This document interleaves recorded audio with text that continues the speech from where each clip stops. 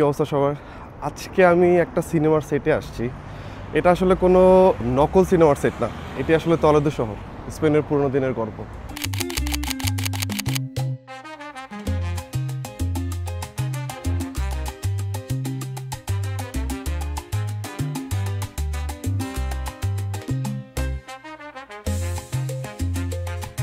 তলেদো শহরে ঢুকলে কি মনে হয় জানেন? 1000 বছর আগের কোনো একটা পুরনো শহরে চলে আসছি, যেটা মানে মনে হবে যে টাইম মেশিনে করে আপনি একটা মানে প্রাচীনকালের কোনো একটা শহরে চলে আসছেন।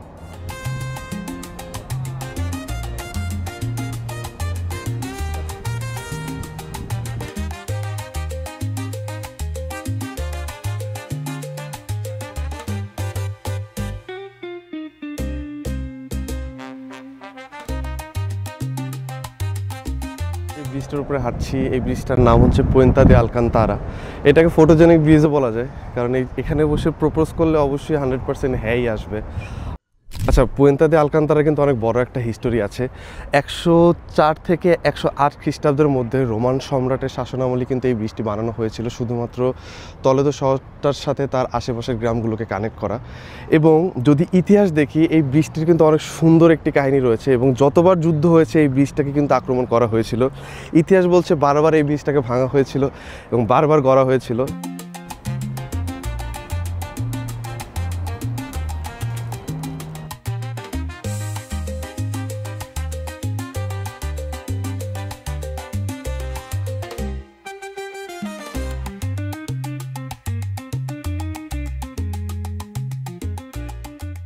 শহরের সব থেকে নেগেটিভ একটা সাইড হচ্ছে প্রত্যেকটা রাস্তায় হিল রাস্তা, আর হিল রাস্তাগুলো আসলে উঠতে অনেক কষ্ট হয়। আপনি আমার ব্রিদিং স্টাইল দেখে বুঝতে পারবেন।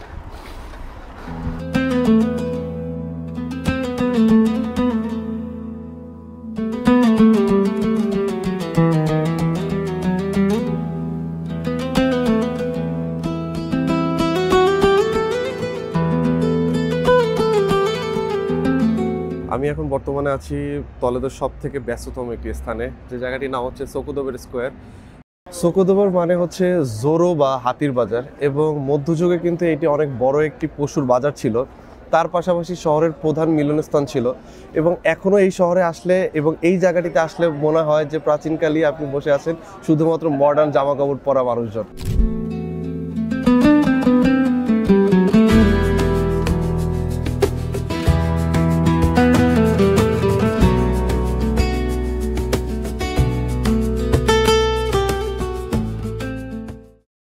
আমি এখন বর্তমানে ক্যাথেড্রাল অফ তলেদোর সামনে দাঁড়িয়ে আছি। আমরা এখন ভিতরে যাওয়ার চেষ্টা করব, তার আগে প্রথমে আমাদের টিকিট নিতে হবে। Vale, aquí tienes.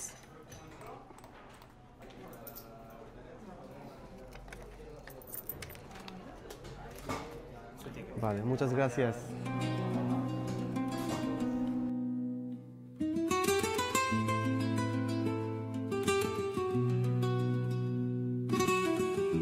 এই চার্চটা আসলে এতটাই বড় যে গুগল ম্যাপ ছাড়া আমি শিওর হারায় ফেলবো।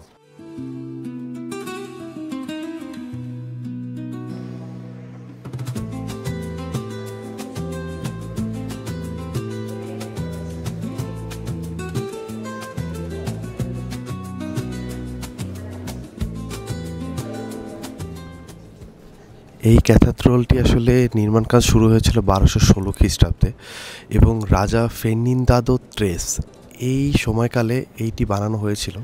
এবং এর আগে কিন্তু এখানে ছিল একটি ভিসিগণের চার্চ, পরে কিন্তু মুসলিম শাসন এসে এখানে আবার মসজিদও গড়ে তুলেছিল। সো এরকমভাবেই কিন্তু এই একটি জায়গায় তিনটি ধর্মর কিন্তু একটি ছোঁয়া রয়েছে, এবং এই একই জায়গায় তিনটি ধর্মরই কিন্তু প্রধান স্থান এখানে ছিল। তার পাশাপাশি কিন্তু তলেদোর যে এই বর্তমানে ক্যাথেড্রালটা রয়েছে, এটি কিন্তু শুধু গির্জা নয়, এটি একটি জীবন্ত ইতিহাস। কারণ এই একই জায়গায় কিন্তু তিনটি ধর্মের প্রধান তিনটি স্থাপনা ছিল একটি সময়, কিন্তু এখন বর্তমানে এটি ট্যুরিস্টদের জন্য দেওয়া হয়েছে। ট্যুরিস্টরা এসে এখানে ঘুরবে ফিরবে, এবং এখানে আসার জন্য 12 ইউরোর মতো খরচ হয়। সো এই চার্চের সামনেই একটি টিকিট কাউন্টার রয়েছে, ওখানে 12 ইউরো দিয়ে আপনার টিকিট কালেক্ট করতে হবে। তারপরে আপনি আসলে এত সুন্দর একটি ভিউ নিতে পারবেন। আসলে এই জায়গাটা আসার পরে মানে আপনার একটাবারের জন্য ফিল করতে পারবেন যে প্রাচীনকালের যে শিল্পকর্মগুলো ছিল কি পরিমাণে আপডেটেড ছিল। মানে যেখানে তাকে আমি জাস্ট দেখি যে এত সুন্দর জিনিস কিভাবে বানাইছে তারা। এটার ভিতরে কিছু তো একটা আছে, কিন্তু অনেক বড় লাইন। এখান থেকে দূর দিয়ে দেখা যাচ্ছে জাস্ট একটা, কি বলবো এটাকে, শ্যান্ডেলিয়ারের মতো কিছু একটা দেখা যাচ্ছে, কিন্তু আমার এখন লাইন ধরে ওখানে যাওয়ার কোনো ইচ্ছাই নেই। ক্যাথেড্রাল অফ টলেডো থেকে মাত্র বের হলাম, এখন আগে কিছু খেতে হবে। আমার ফোনেও চার্জ নেই, সো কোনো জায়গায় বসে আমরা একটু কিছু খাওয়া দাওয়া করবো, তারপরে একটু ফোনটা চার্জ দিব, তারপরে দেখা যাক অন্য কোথাও যাওয়া যায় নাকি।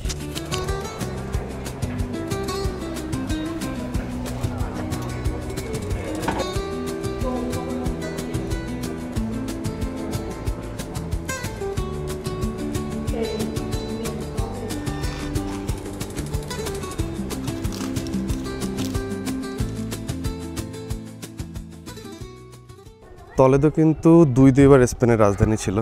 প্রথম ভিসিগতরা যখন টলেডো শাসন করেছিল 558 থেকে 711 সাল পর্যন্ত টলেডো প্রথমবার রাজধানী হয়েছিল, এবং তারপরে যখন খ্রিস্টানরা আবার ক্ষমতায় আসে তখন 1085 থেকে 1561 সাল পর্যন্ত টলেডো রাজধানী হিসাবে ছিল। এরপরে বিভিন্ন পেশাগত কারণে বা রাজনৈতিক কারণে টলেডো থেকে মাদ্রিদে শিফট হয়, এবং এখন বর্তমান সময় পর্যন্ত মাদ্রিদই কিন্তু স্পেনের রাজধানী। সামনে যেটি দেখতে পাচ্ছেন এটির নাম হচ্ছে আলকাসের অফ টলেডো। এখানে প্রথমত গুরুত্বপূর্ণ স্থাপনা তৈরি করা হয়েছিল রোমান সাম্রাজ্যে। মূলত এখানে রোমানরা বিভিন্ন সামরিক ঘাঁটি এবং বিভিন্ন ধরনের অফিসিয়াল কার্যক্রম পরিচালনা করত, কিন্তু আসলে এই জায়গাটা কিন্তু এখনও বর্তমানে একইভাবে রয়েছে, বাট টুরিস্টদের জন্য আপাতত এই জায়গাটা বন্ধ রয়েছে।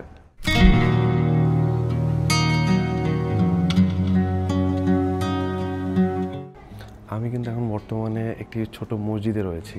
এটি হচ্ছে মস্ক অফ কিস্তো দে লা লুজ, এবং এটি কিন্তু 999 খ্রিস্টাব্দে মুসলিমদের মসজিদ হিসাবে ব্যবহার করা হতো, কিন্তু এরপরে যখন 1085 সালে আবার খ্রিস্টানরা এটি শাসন করে এবং যখন মুসলিমদের সাথে যুদ্ধ হয়ে খ্রিস্টানরা আবার ক্ষমতায় আসেন, তখন এটিকে একটি গির্জায় রূপান্তরিত করে, এবং বর্তমানে এটি এখন গির্জা অবস্থায় রয়েছে। কিন্তু আপনারা যদি দেখেন যে এখানে মসজিদের গম্বুজগুলো কিন্তু এখনও রয়েছে। এখানে টোটাল 8টা গম্বুজ রয়েছে, এবং একটি সাইডে সম্পূর্ণ এটিকে কনস্ট্রাকশন ওয়াইজ এটি এখনও মসজিদের মতোই লাগছে, বাট এটিকে সম্পূর্ণ এখন খ্রিস্টানদের একটা গির্জায় রূপান্তরিত করা হয়েছে। মসজিদটা থেকে বের হওয়ার পরে আসলে কিছুটা হইলেও আমরা চিন্তা করতে হয় যে কারোই শাসনামল কিন্তু স্থায়ী না। একই জায়গাকে মুসলিমরা ব্যবহার করেছিল, খ্রিস্টানরা ব্যবহার এখন বর্তমানে করছে। সো ওরকমভাবেই আসলে কারোই কিন্তু শাসনামল কোনোভাবেই স্থায়ী না। এই মসজিদটি কিন্তু বানানো হয়েছিল একটি পাহাড়ের চূড়ায়, এবং আমি যদি আপনাদের একটু দেখাই, মসজিদ থেকে ঠিক সোজা বের হইলে কিন্তু আপনি পুরো টলেডো শহরটাকে দেখতে পারবেন, এবং পুরো টলেডো শহরটাই কিন্তু দেখা যাচ্ছে এখান থেকে। 1085 সালে যখন আলফোন্সো 6 মুসলিম শাসকের কাছ থেকে টলেডো জয় করে, তখন কিন্তু মুসলিম, ইহুদি এবং খ্রিস্টান একই সাথে এই জায়গাটায় বসবাস করত, এবং এই তখনকার সময়টাকে বলা হতো দ্য কনভিভেন্সিয়া। এই একই সময় কিন্তু 3 ধর্মের মানুষ জ্ঞান, শিক্ষা, চিকিৎসা সব কিছু আদান প্রদান করত, কিন্তু তাদের মধ্যে সম্মান ছিল, যেটা এখন আমাদের মধ্যে নাই।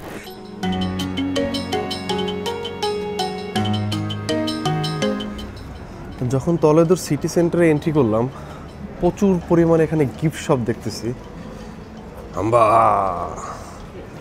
এনিওয়েজ, প্রচুর গিফট শপ আছে এখানে। টলেডোতে রাস্তায় হাঁটার সময় এরকম অনেকগুলো হচ্ছে তরোয়ারির দোকান দেখতে পাচ্ছি। এই শহর দেখে এবং এই শহরের ঐতিহ্য, ইতিহাস দেখে এবং এই তরোয়ারগুলো দেখে আমার কাছে সিরিয়াসলি গেম অফ থ্রোনসের পুরো একটা ভাইব পাইতেছি, কারণ আমি এমনিতে গেম অফ থ্রোনসের অনেক বড় ফ্যান। তো এইগুলো দেখার পরে আমার আসলে আরও বেশি মনে হইতেছে যে এখন একটা তরোয়ার উঠে আমি যুদ্ধে চলে যাব। It's insane actually. আমি আজকে সারাদিন টলেডো শহরটা এক্সপ্লোর করার পরে 3টা জিনিস আমার কাছে মনে হয়েছে। প্রথম হচ্ছে এই জায়গাটা আসলে তাদের জন্য না যাদের স্ট্যামিনা কম, কারণ আপনি আমার পিছনেই দেখতে পারবেন পুরো সিটিটা কিন্তু, এটা কিন্তু টলেডো সিটি, পুরো সিটিটা একটা পাহাড়ের উপরে, সো আপনাকে প্রচুর হাঁটতে হবে। সেকেন্ড হচ্ছে এইখানের প্রত্যেকটা অলিতে গলিতে ইউ ক্যান স্মেল হিস্ট্রি। সব জায়গায় আপনি যে কোনো জায়গায় গেলে আপনার কাছে মনে হবে আপনি 1000 বছর আগের একটা জায়গায় চলে এসেছেন। মডার্ন মানুষজন থাকছে এখানে, বাট এখন ইনফ্রাস্ট্রাকচার, প্রত্যেকটা বিল্ডিং, প্রত্যেকটা জায়গা সেমভাবেই আছে।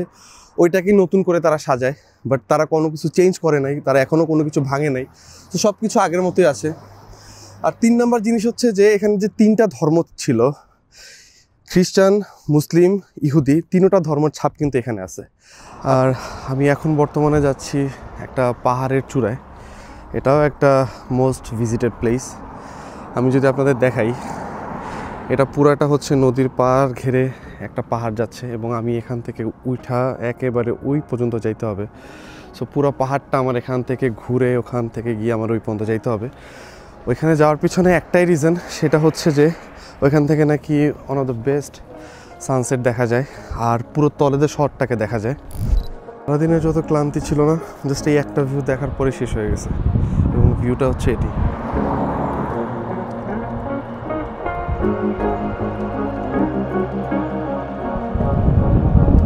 এই যে নদীর পাড়টা যাওয়ার খুব ইচ্ছা ছিল, শুধুমাত্র একটা কারণে যাইতে পারিনি, সেটা হচ্ছে যে ওই পর্যন্ত নামার জন্য আমার যতটুকু নামতে হবে এবং তার থেকে ডাবল আমার উঠতে হবে। সো আশা করি কাছাকাছি যাওয়ার থেকে এখান থেকে দেখতে বেশি সুন্দর লাগতেছে।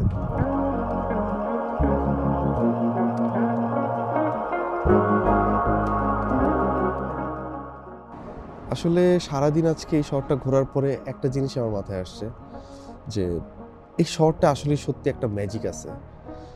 সারাদিনের যে ক্রেজিনেস, এখানে দিনের বেলা যে একটা ভাইব থাকে, সবাই ব্যস্ত, সবাই ছবি তুলছে, সবাই ঘুরে বেড়াচ্ছে, but end of the day আমি যে জায়গাটা এখন বসে আছি, এই জায়গাটায় বসে সানসেট দেখা এবং পুরো সিটির একটা ভিউ দেখা, এটা আসলে প্রাইসলেস। এই জিনিসটা আসলে টাকা বা অন্য কিছু দিয়ে আসবে না। এন্ড অফ দ্য ডে আসলে এটাই শান্তি পাই আমরা সবাই। ব্যস্ততার মাঝে আমরা এই জিনিসটা কখনো ফিলই করতে পারি না, বাট যদি কখনো সময় হয় অবশ্যই যাওয়ার চেষ্টা করব। আমরা সবাই নিজেকে টাইম দেওয়ার সময় চেষ্টা করব এবং নিজেকে ফিল করার চেষ্টা করব। দেন ইউ উইল ফাইন্ড যে আপনার মন কী চায়। সো দ্যাটস ইট, আজকের জন্য এতটুকুই। ভালো থাকবেন, সুস্থ থাকবেন, আল্লাহ হাফেজ।